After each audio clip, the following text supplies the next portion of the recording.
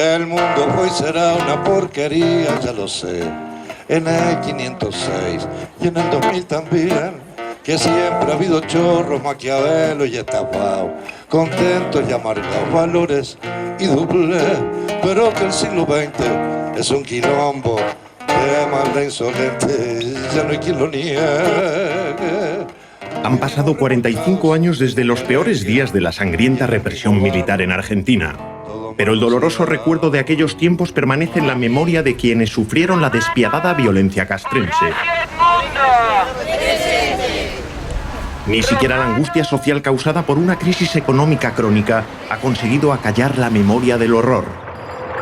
Queda una amargura insuperable, herencia de la política criminal de una dictadura que pretendió exterminar a la oposición mediante encarcelamientos arbitrarios, torturas y violaciones sistemáticas, asesinatos de prisioneros y, sobre todo, la desaparición de millares de detenidos cuyo rastro se perdió para siempre. La búsqueda de mi hija y de mi nieta fue terrible. Solamente aquellos que saben lo que es la desaparición de un ser amado saben en primer lugar lo que es el dolor. Pero ese otro dolor que no se ve, que se siente profundamente, lo más hondo de las entrañas, que te brota por los ojos, que te nubla la mirada, que a veces se encadenan las lágrimas. Ese dolor solamente lo tienen y lo padecen quienes tienen desaparecidos a sus seres queridos.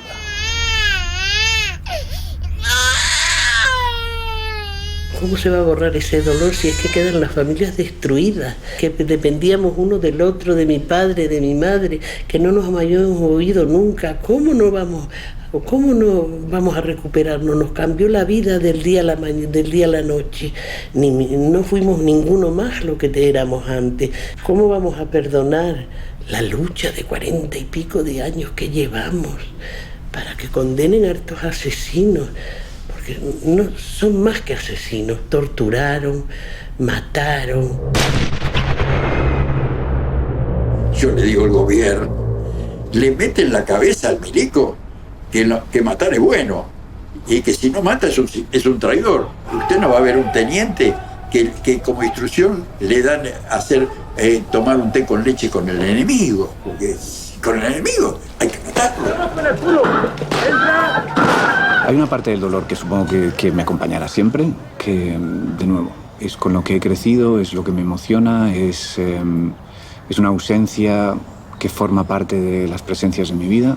Hay una parte del dolor que supongo que forma parte de mi personalidad ya, con el que convives para siempre. Mi hermana, a ella la llevan al centro de detención el Banco. Ahí también estaba su pareja, que estaba muy en mal estado. Ella dice que se le muere en sus brazos de las torturas que había recibido. Ella también. Uno se puede imaginar todas las torturas que ha sufrido a diario, todo el entorno que hay de gritos y ver a los torturados cómo los desgarran y les quitan miembros de su cuerpo. Y todo esto es muy fuerte, que queda en la imagen de por vida, vamos. Ningún ejército del mundo tiene conciencia. Si no, preguntaría a los yanquis que tiraron la bomba en Hiroshima y Nagasaki. Que el soldado no pierde la conciencia, cumple las órdenes. Si a mí me dicen, mátelo a usted, vengo y lo mato. Después que se haga cargo, creo que dio la orden. ¡Qué sadismo! ¡Qué degenerados! ¡Qué depravados! Es lo último de la inhumanidad. Que violaron sin piedad, por el solo hecho de querer humillar a la mujer. Así la humillaba, violándola. ¿Y qué hicieron con nuestros hijos? Torturas horribles. Hicieron pedacitos de sus cuerpos.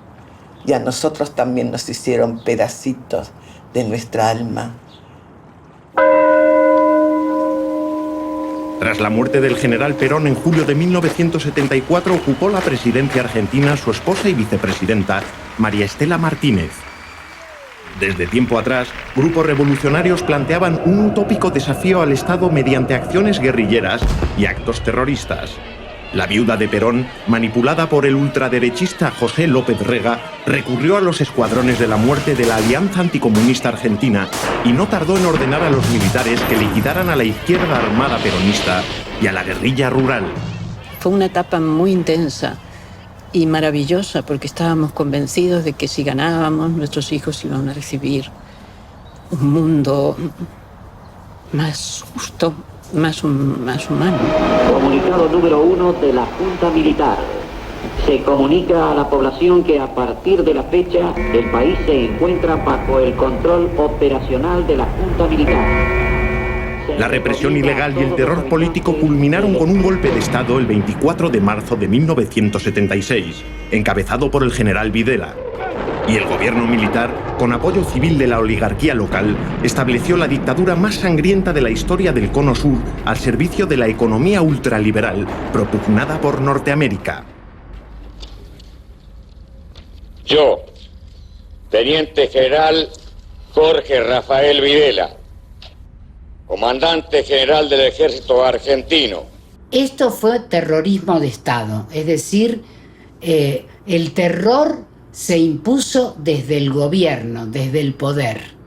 Ahora bien, la izquierda también había asumido la lucha armada. Hemos prometido a la nación combatir la subversión hasta su aniquilamiento. En Argentina hay un componente ideológico fascista con restos del nazismo. Se toma mucho de la ideología franquista de la lucha contra los ateos que van contra la religión católica. Esto se utilizó mucho también en Argentina, y eso fue lo que le sirvió para justificar el exterminio de todos los que eran contrarios al régimen, que querían que prácticamente no hubiese diversidad ideológica y una lucha contra lo que los americanos creían que iba a ser la toma de América Latina por los movimientos revolucionarios que venían desde Cuba. Nuestra fortaleza moral, más trascendente que la fuerza ocasional de nuestras propias armas, se basa en la adhesión a los valores permanentes. La fe en Dios, el amor a la patria, la pasión por la libertad. Había más de 500 centros clandestinos de detención. Había una metodología muy clara, muy rigurosa de cómo cometer la tortura. Había cosas que pasaban siempre, por ejemplo, comenzar la primera hora con la picana, que es un instrumento de tortura que da descargas eléctricas, que en algunos casos llamaban para entrar en calor, y a partir de ahí el submarino, que era, ahogar con una bolsa en la cabeza, después echar sal en las heridas, etcétera, etcétera. Y siempre tenían un médico para asegurar que podían seguir torturando y sacando información eventualmente, pero a veces se les iba la mano. En unos casos documentados, de hecho, por Amnistía Internacional, a una mujer que la estaban torturando, le cortaron con una sierra las dos manos. También a muchas personas las torturaban con los niños encima de ellos. De modo que la crueldad y la perversión no tenían límite, incluido con niños también. Si bien podemos definir al golpe de Estado militar de 1976 como la aplicación de un plan muy concreto de exterminio de toda la oposición para poder aplicar así el modelo económico de las clases dominantes, también hay que decir que tiene una peculiaridad. Ha llegado tan lejos, por ejemplo, 400 campos de concentración, porque la violencia en Argentina está arraigada en el mismo seno de la sociedad.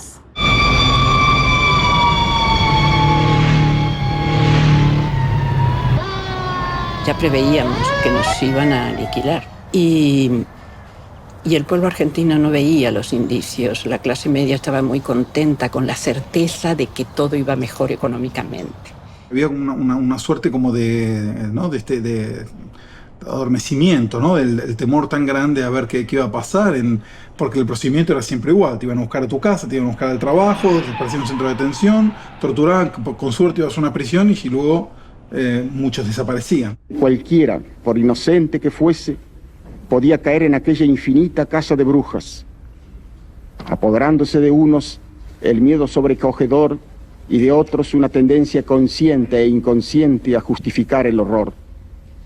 Por algo será, se murmuraba en voz baja, como queriendo así propiciar a los terribles e inescrutables dioses, mirando como apestados a los hijos o pares del desaparecido. Los años de plomo fueron terribles, porque fue indiscriminado todo, o sea, te llevaban a ti y a toda la familia, han desaparecido familias enteras, era matar en la plena calle, era sacar así. En fin, me duele pensarlo. Eran tiempos muy difíciles, donde no se podía caminar por la calle, donde lo mismo ibas caminando y paraban un autobús y mataban a cualquiera que lo bajaban del... Era terrorífico el estado que había en Argentina en ese momento. Vivir con miedo, querido, qué horror vivir con miedo. Es lo más desagradable, qué sentimiento más asqueroso, el miedo. Y nosotros militábamos los dos. Además absolutamente convencidos. Era una militancia muy activa. Digamos que estábamos en las tendencias peronistas, que eran las tendencias hacia el socialismo. Lo que comenzó a pasar era algo que yo preveía, que era una etapa que llegó a lo que llamamos el aniquilamiento. Luchamos hasta donde pudimos, pero empezaron a desaparecer, no solo que desapareció mi compañero, Diego Goto, sino que empezaron a desaparecer muchos compañeros. Empezaban a aparecer muertos en zanjones. Primero era disimulado, como que aparecían muertos por casualidad, pero luego empezaron a desaparecer y ya se tuvo por fin la definición de esa tercera identidad que es ni vivo ni muerto, desaparecido. En nuestro país han desaparecido personas. Esta es una tristísima realidad, pero que objetivamente debemos reconocer.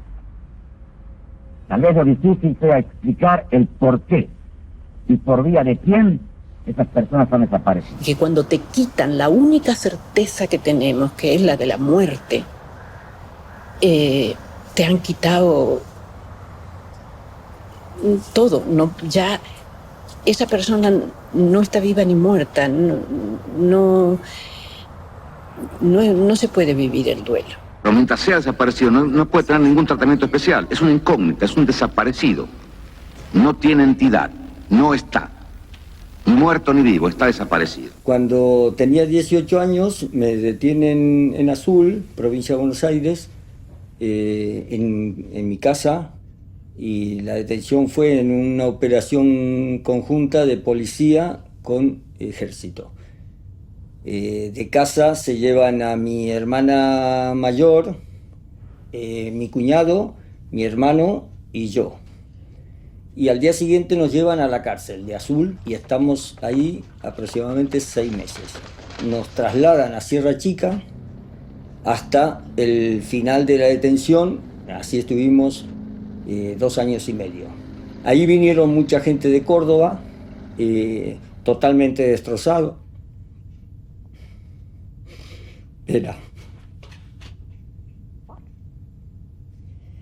Porque por sus torturas y sus tratos que todos conocen en la cárcel de la UP1 de Córdoba. Había un pabellón que le decían el número 10 en este caso, que era el pabellón de la muerte, o sea que los que estaban ahí en Sierra Chica eran los que estaban condenados directamente a muerte. Mis padres eran españoles, nunca se habían metido en política.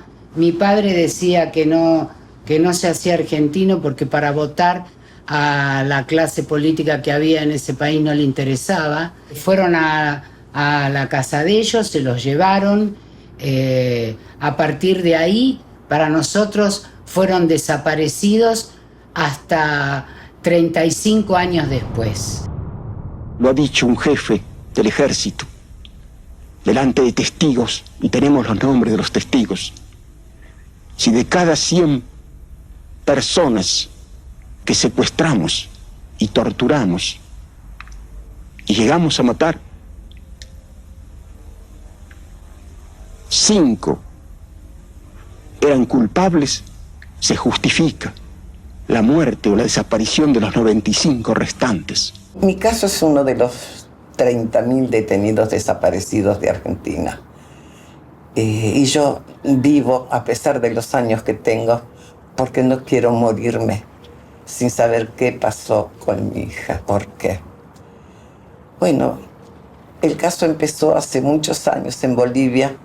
Mi hija, con su niña de pocos meses de nacida, es detenida, torturada después brutalmente, incluso abusando de la pequeña Carlita, que tenía apenas unos meses de vida.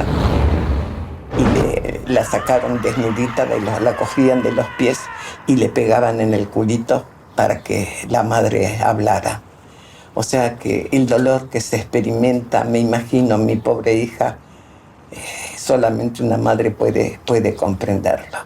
Pero bueno, lo cierto es que por el hecho de ser argentina, a ella la llevan a la dictadura argentina del general Videla. Salía de una dictadura, la del general Banzer. Esa dictadura mató al compañero de mi hija, lo asesinó. Era un muchacho uruguayo y ahí lo mataron. Él quedó en Bolivia. Bueno, desgraciadamente mi hija es entregada y llevada a un centro clandestino conocido como Automotores Orletti.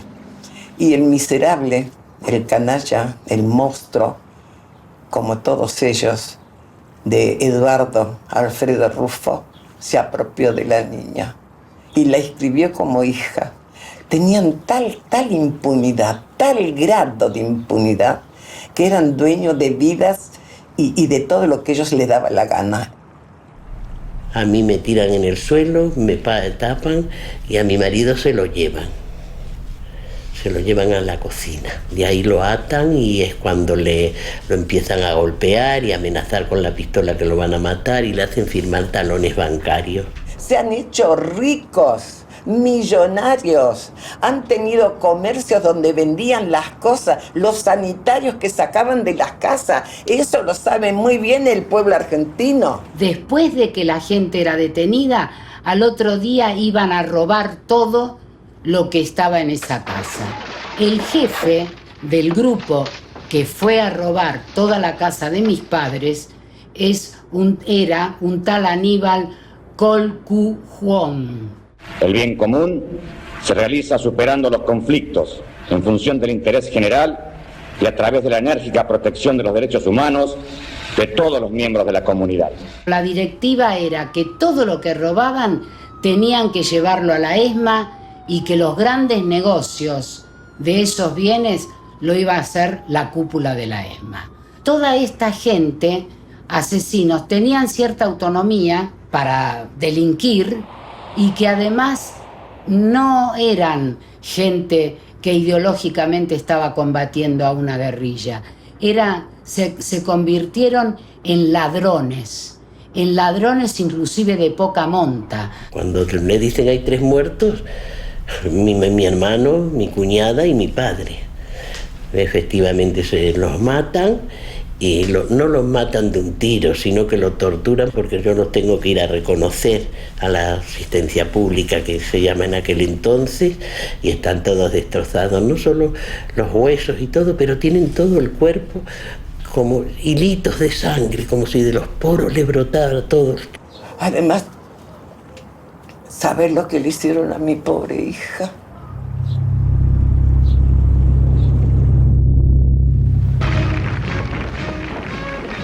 No hay arrepentidos entre los ejecutores de la barbarie oficial. Los militares sabían perfectamente lo que hacían. Hasta hoy, todos los condenados se reafirman en la doctrina del exterminio, ciegos ante el dolor que causaron y orgullosos de la eficacia de los métodos que aplicaron. Sin embargo, uno de los pocos que se atreven a defender en público esa mentalidad castrense es el teniente coronel Ariel Valdivieso, condenado a cadena perpetua por crímenes de lesa humanidad durante el combate contra la guerrilla en la provincia de Tucumán. Cuando Videla propone dos planes. Uno, el aniquilamiento que se hizo, y el otro, una cosa ordenada, prolija, con los jueces de por medio, pero que iba a llevar mucho tiempo. Eso es lo que propone. Y yo creo que se equivocó Videla ahí también, porque él podía haber propuesto juicios sumarísimos, juicios militares, y se acabó el problema. Comprobado, firmarlo, fusilarlo y entregarle el cadáver. Y se hubiese acabado el problema de los desaparecidos. O cometieron un gran error, o a los comandantes les faltó bolas para firmar. Yo pienso que habría que haberlos aniquilado a todos. Eran 40.000 más o menos los combatientes, los que integraban las organizaciones. Estamos en guerra. Ese es el problema. Estamos en guerra, sí. Yo no puedo pensar como un civil. Valdivieso cumple prisión domiciliaria por su avanzada edad y habla cada día con su amigo el comisario Claudio Guzmán, también procesado, que se ha convertido en el más destacado defensor de los servidores de la dictadura desde su página web Prisionero en Argentina.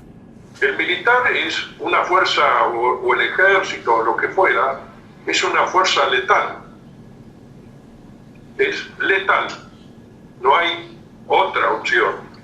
Entonces, si después no se quiso eso, hubieran llamado al Ejército de Salvación o a los bomberos. Es decir, acá hubo una hipocresía, y usted fíjese que es tan hipócrita la cosa que acá no hay empresarios presos, no hay políticos presos. Los uniformados sacaron provecho de casi 3 décadas de impunidad gracias a la fuerte presión castrense sobre los gobiernos democráticos que sucedieron a la dictadura. Y hasta el año 2005 no fue posible procesar y condenar a una vasta legión de militares y policías cuyos argumentos de haber cumplido con su deber indignan a las víctimas del terrorismo de Estado. Y le sacan el uniforme y no valen un pito, no valen nada, no tienen moral. No tienen nada. Por no tener, no tienen ni conciencia. Porque hay que crear una conciencia nueva, diferente, para poder realmente catalogar a estos cretinos, asesinos, miserables, canallas, sádicos, destructores de la vida. Esos son. Destructores de la vida. Sepa la nación valorar el carácter, la capacidad y la templanza de las jefaturas y comandos participantes, guía y ejemplo de sus hombres.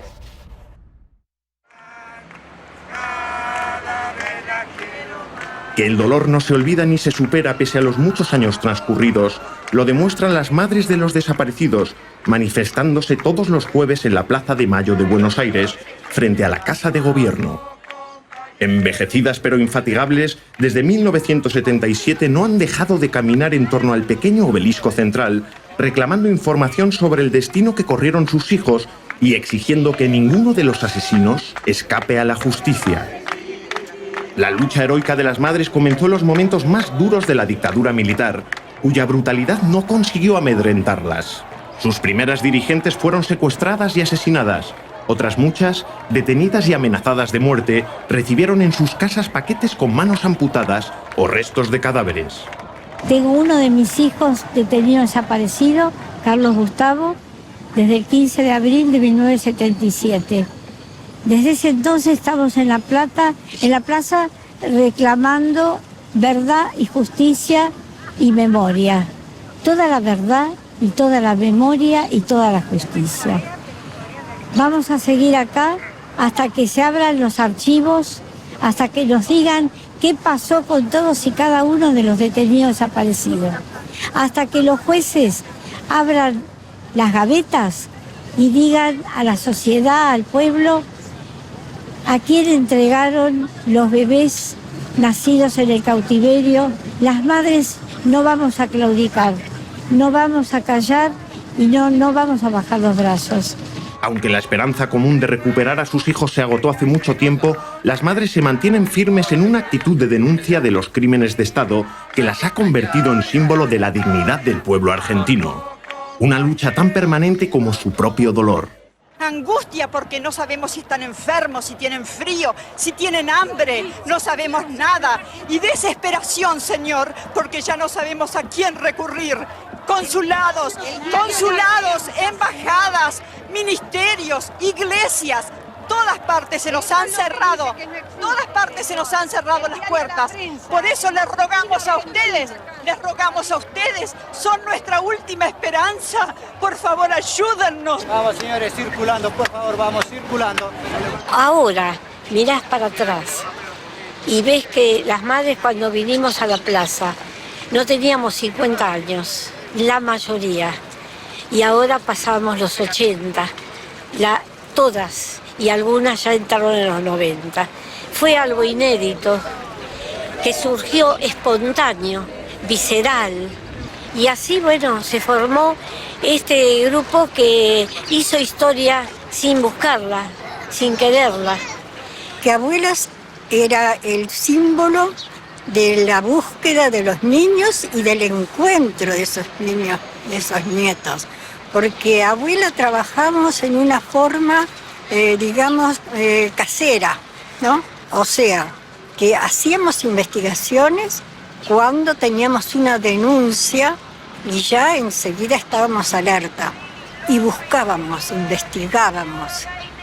Al día de hoy, en el cual ya uno está en el cenit de la vida, sin lograr lo que aspiraba uno con la esperanza de ese trabajo que se hacía entonces.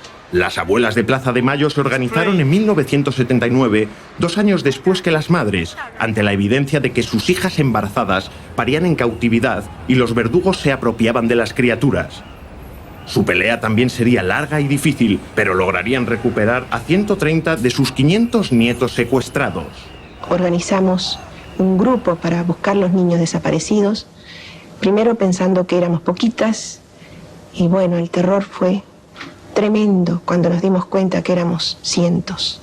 Estoy buscando a mi nieta Clara Nay Mariani desde hace más de 37 años.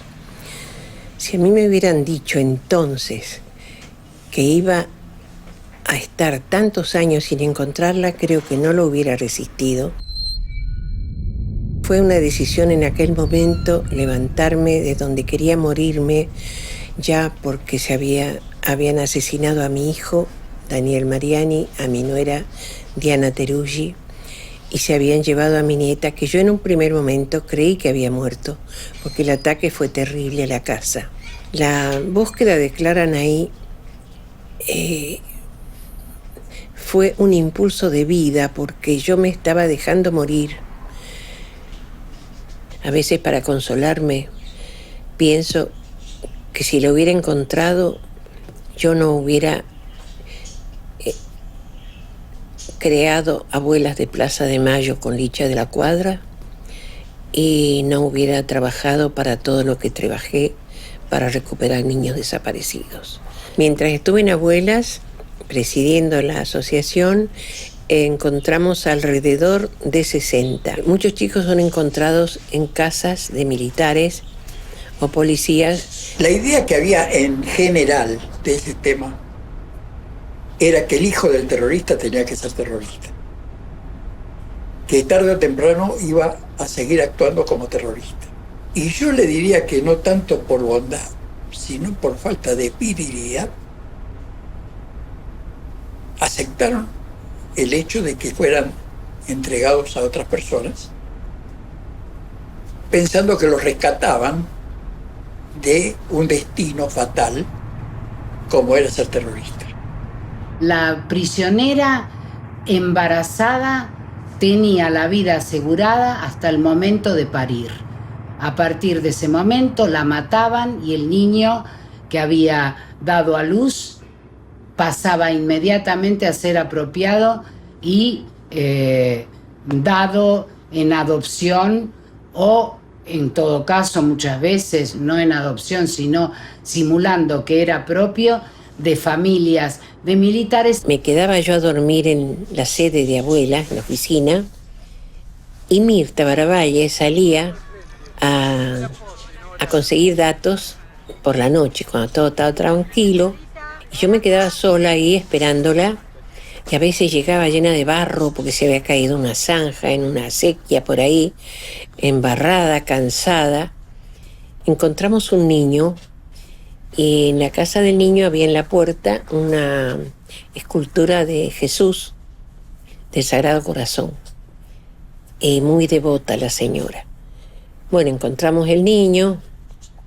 Fue Mirta a avisarle a la abuela que acabábamos de encontrarlo, que había que ir al juez, todo lo que había que hacer.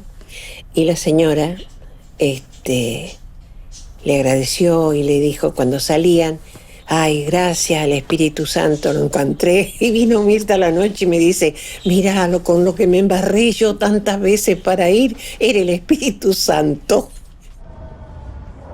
Acá es un lugar muy triste para Chicha, pero es donde comenzó también su lucha. Tuvo que luchar contra la dictadura, contra el terror que imponían en aquel momento los militares, pero después también tuvo que luchar en los gobiernos democráticos frente a la indiferencia, frente a gente que no acompañaba este reclamo de las abuelas y de las madres de justicia, de verdad, de identidad. A veces me preguntan mi edad y yo dudo. ¿Cuántos tengo? 94. Son muchos, ¿no? Cuánto sufrimiento. Sí, valió la pena y lo haría de nuevo. Sin duda lo haría de nuevo. Lo que pasó, pasó. Quedó sin hacer un montón de cosas, pero las harán otros. Caes en tentaciones, en cobardías, en miedos.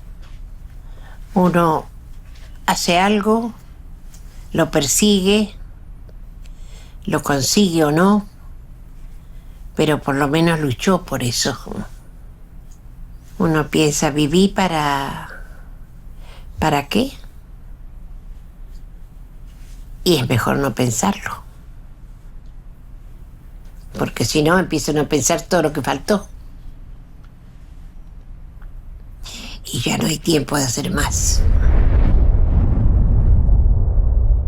Pero el ejercicio masivo del crimen político acabaría afectando también a muchos de sus autores y destrozó la vida familiar de numerosos militares y policías que durante los últimos años se han visto públicamente repudiados por sus propios hijos. Un hecho inesperado que ha interesado a historiadores y sociólogos, llegando a ser objeto de estudio en la Facultad de Psicología de Buenos Aires. Después de la aparición de las víctimas, aparecieron las madres de las víctimas.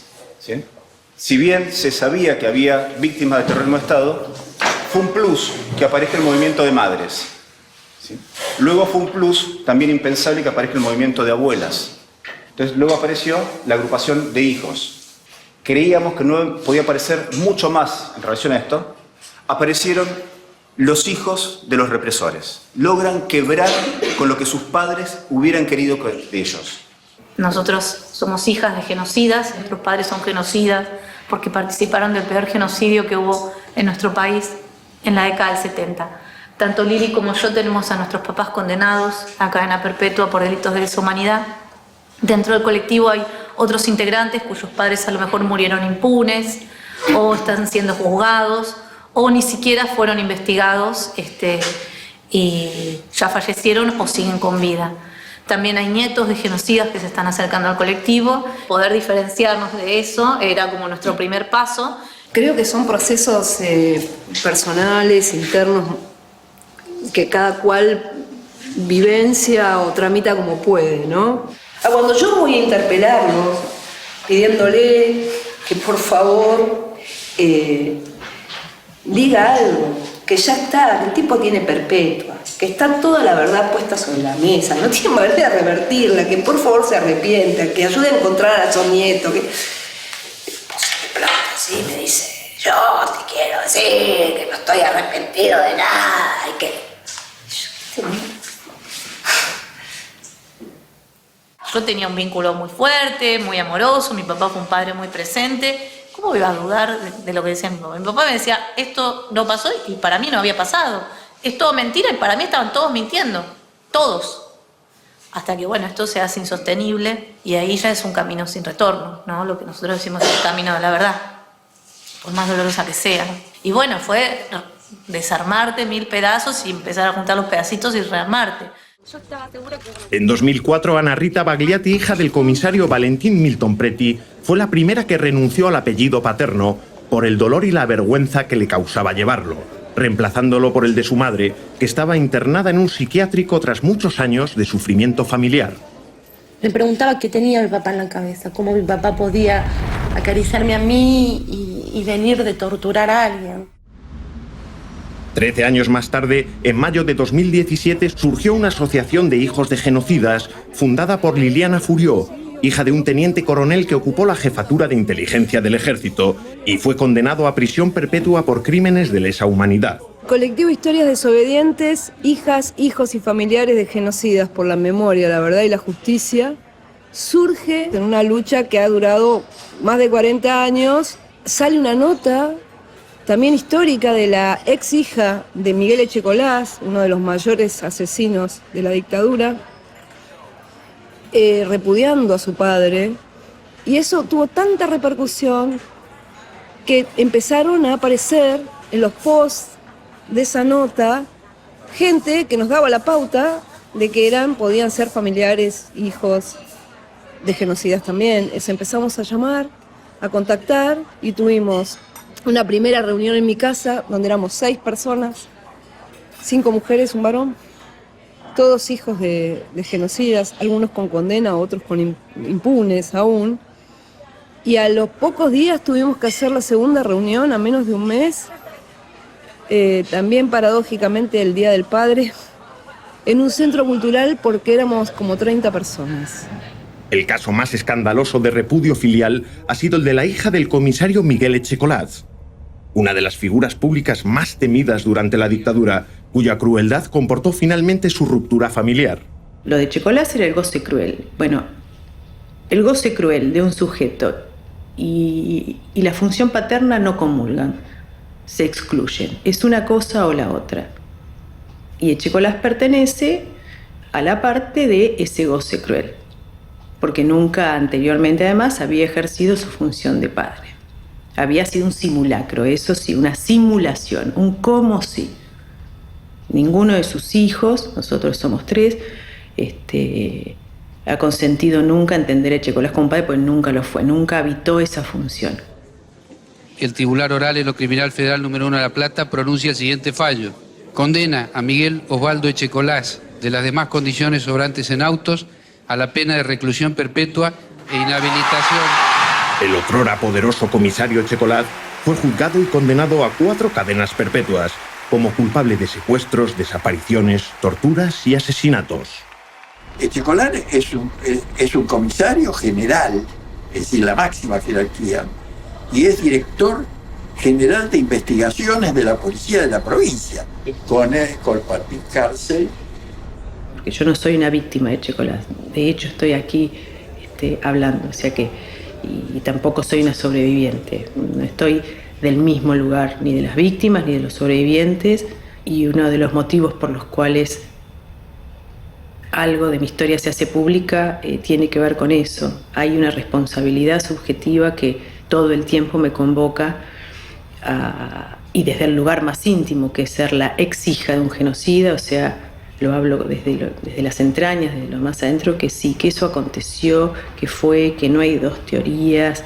Echecolás era un tipo católico, que reza el rosario todos los días, que manifiesta una fe religiosa cerrada, que está dependiendo de que lo visiten los sacerdotes, porque necesita la confesión y se confiesa y frecuenta los sacramentos, cosa que uno no podría verlo como coherente, creer que ese enemigo que tiene es un demonio, es como que creen que ellos pueden ayudar a Dios, como si Dios necesitara de la ayuda de ellos, liquidando a los enemigos. Todo esto que me está pasando, que es todo dolor, mucho dolor y todo, pero me alivia mucho porque pienso en el Señor, lo que hizo por nosotros, ¿no? Todo lo que sufrió por nosotros. Entonces eso me da fuerza. Ese sacerdote para que me dé la comunión, que es, para mí es vital. A él falta el sentido de humanidad. Las cosas son así, y si el Señor lo quiere que sea así, para mí es una bendición.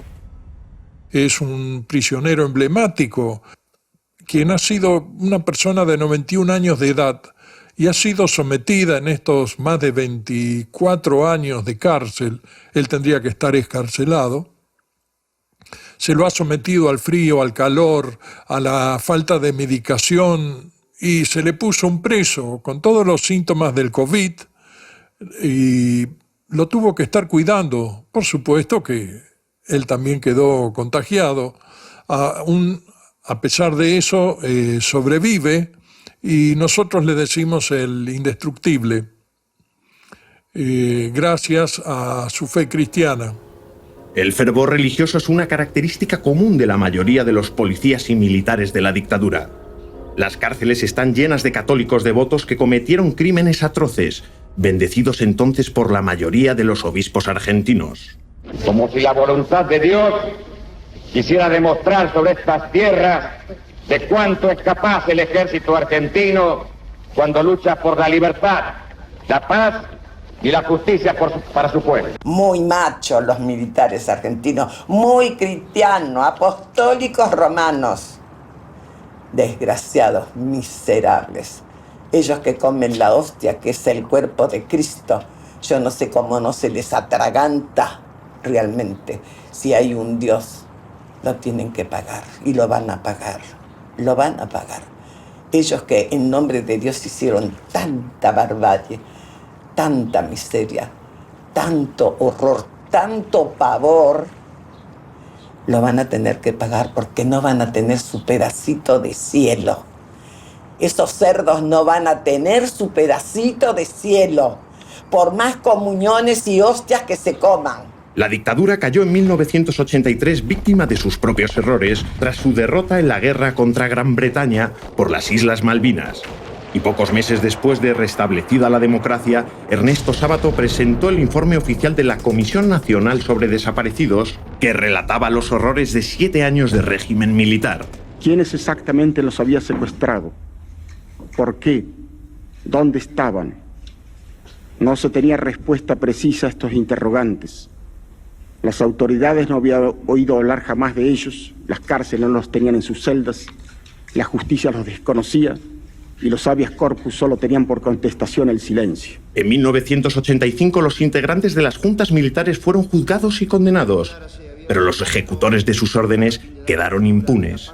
Y solo 2 años después una rebelión castrense logró que el gobierno democrático promulgara las denominadas leyes de obediencia debida y de punto final, que aseguraban la libertad de todos los implicados en crímenes de Estado. Hay que saludar históricamente al gobierno de Raúl Alfonsín, porque fue el primer gobierno en América Latina que sentó en el banquillo de los acusados a la cúpula de 3 juntas militares. Sin embargo, se dejó de lado a un montón de gente muy terrible, muy perversa, muy asesinos, en virtud de una teoría que se llamaba la ley, la obediencia debida, es decir, cumplían órdenes. Y la obediencia debida es una teoría que fue rechazada explícitamente por las Naciones Unidas. Finalmente, en 2005 fueron derogadas aquellas leyes de la vergüenza. Y aunque muy tardíamente, se hizo justicia. Más de 2.000 militares y policías han sido procesados por crímenes de lesa humanidad, aunque sus cómplices civiles quedasen indemnes y ni siquiera rindieran cuentas de su enriquecimiento gracias a la dictadura. Los principales verdugos de la dictadura han acabado en las cárceles. La mayoría cumple prisión domiciliaria en razón de su edad y muchos han muerto tras las rejas. Pero ello no mitiga el dolor causado porque todos han guardado en secreto el destino final de los desaparecidos, proclamando su convicción de haber hecho lo correcto e incluso denuncian su abandono oficial por parte de las autoridades castrenses. Que han fallecido un total de 580 de los 2.500 que hubo inicialmente. Las características nuestras son siempre de disciplina y buena conducta, a diferencia de los presos comunes. Tal es así que esto le permite a los jueces cometer cualquier tipo de abuso y entre ellos, por ejemplo, ante la pandemia, negar arrestos domiciliarios. Lamentablemente se ha adoptado por parte de los prisioneros una política de aguantar, hacer silencio y no comprometerse ante las posibilidades de las represalias. Desde el año 83 hasta ahora, todos los comandantes en jefe nos han traicionado, todos. ¿Cómo es posible que un comandante en jefe permite que sean juzgados sus comandantes por el Código Penal? Una cosa es loco. Y le voy a dar los fundamentos porque es loco. Si yo le pego un tiro a su hija, voy preso. Es el Código Penal. Y en la guerra a lo mejor me dicen pegarle un tiro, yo voy y le pego el tiro a su hija. ¿Cómo me van a juzgar con el Código Penal? Los comandantes tienen que haber dicho, no señor, discúlpeme, los comandantes van a jugar lo que lo juegue la justicia militar. Porque la moral y la ética en la guerra es distinta a la moral y la ética en el Código Civil que en el Código Militar. No hay castigo para esta gente. ¿Cómo les permiten que salgan y los metan en sus casitas a cuidarlos? Pobrecitos. Cuando fue terrorífico lo que han hecho. Que estén encarcelados, que en cárcel común, no en cárcel privilegiada, que cumplan. A mí no me importa si están enfermos o no están enfermos. No les deseo la muerte de verdad. No, quisiera que vivieran largo tiempo para sentir el repudio de la sociedad. Todavía en tantos años no hay una sola venganza, no han matado a ningún represor. Es algo muy caprichoso. Digamos, en principio, a partir de los 70 años, una persona no está en prisión, sino tiene que estar detenido o cumplir condena en su propio domicilio. Luego hay muchas excepciones. Esas excepciones tienen que ver con la diversidad de juzgados y de jueces que hay en la Argentina. ¿Cómo van a pagar la vida de tantas personas, de tantos jóvenes, de tantos asesinados, de tantos en los vuelos de la muerte que los tiraron al mar? A ver, ¿con qué van a pagar eso? ¿Con qué quieren que nos consolemos nosotros? ¿Yo cómo me voy a consolar cuando llevo 30 años esperando a mi hija? Todos los días la espero. Ni con su muerte asquerosa podrían pagarlo. Pero la vida sigue, y para los más jóvenes que se enfrentan a graves problemas sociales, los horrores de la dictadura permanecen en el pasado.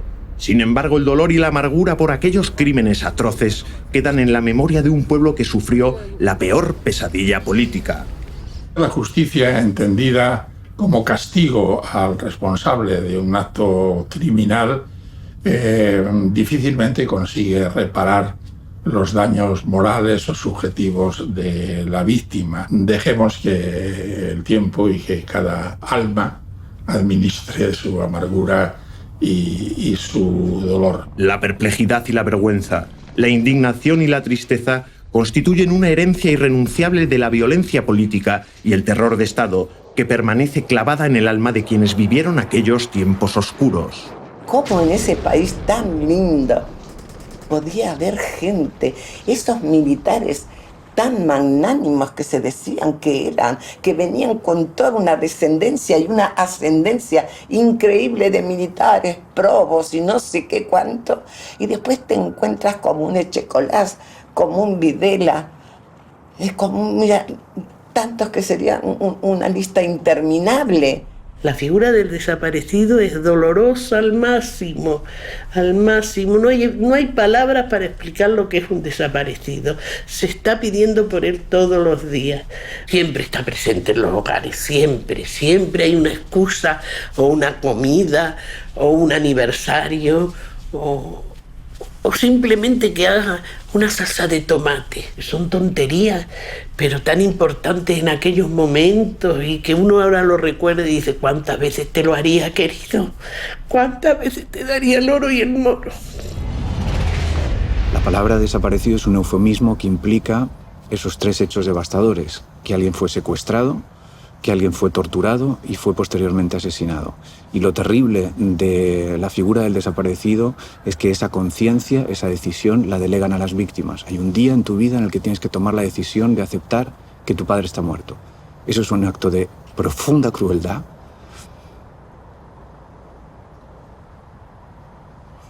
A mí mi vida no cambió. Cambiará si encontramos el cuerpo. Si alguien me dice, tu padre está aquí, y como familia nosotros podemos enterrarlo, pero lo asocio también a todos los desaparecidos que hay en las cunetas en España. Uno puede cerrar la herida cuando encuentra a un ser querido y lo puede enterrar, puede despedirse de él. Entrar en la melancolía y en mimar el dolor me parece tan inservible como reaccionario. Pero sí hacer algo y tener más empatía con los que sufren, con los que se mueren de hambre, con los que se ahogan en el mar, con el ser humano en general. No hay guerra inmoral, no hay guerra moral y no hay guerra ética. No lo puede haber, porque es guerra. Yo esto que ustedes llaman democracia, en el caso mío tengo que decir que es una dictadura. Los militares no existen. Nadie habla de militares. Pero la única certeza que me queda es que hasta mi última gota de sangre será para mejorar. Y es mi venganza, digamos. Seguiré trabajando por una sociedad mejor. La tortura existió de siempre. Seguirá existiendo de una forma o de otra. Yo he pensado, si uno no tiene que salir a buscar venganza, me convertiría en lo que dicen que soy esta gente. Yo no quiero morirme sin saber antes qué hicieron con mi hija Graciela, mi hermosa muchacha de 24 años. No hay justicia para esto. El dolor conmigo va a ir hasta la última gota de sangre.